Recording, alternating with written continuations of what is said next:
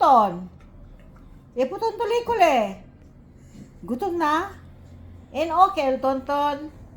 Ito, prepare na tayo ng kanyang kakainin, mga kakaaro. Mga amigas, amigos, ito po si kakaaro ay iisa. Ayan po. Meron siyang rice. Meron siyang pasta. Ayan po. Pero yung pasta, gupit-gupitin natin.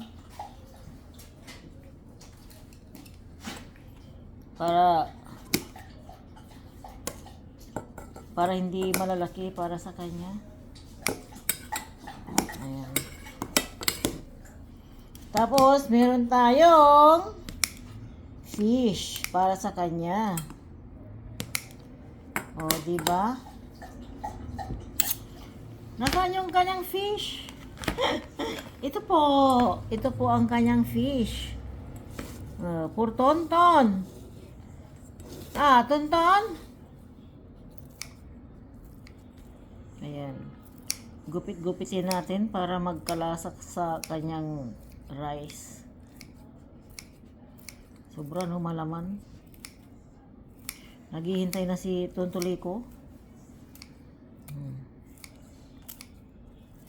Kung ano po yung kinakain ko, ganun din sa kanya. Tinitirahan ko talaga siya. Kasi ayaw niya yung pagkain niya eh. Ayan po, dami oh.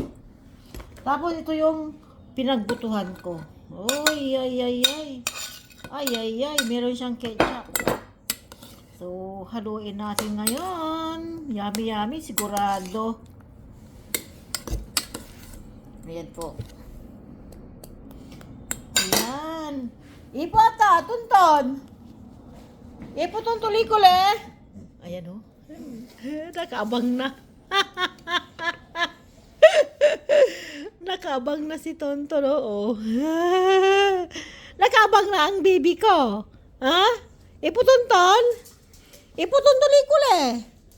Ha? Ipo. Yummy. Yummy, Ton. Ha? Kakain ka na. Ayan, sige lang sirin. Hindi ko na patatagalin. Pakainin na natin. Ayan. Ayaw niya talagang naglalaway na siya. Naglalaway na. Sige lang sirin. Bye-bye. Sige na, bye-bye na. Kain na.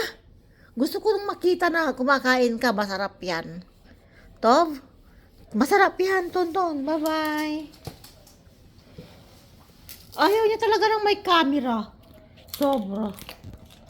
O yan, mga kakaaro. Salamat po sa inyong mga suporta dyan.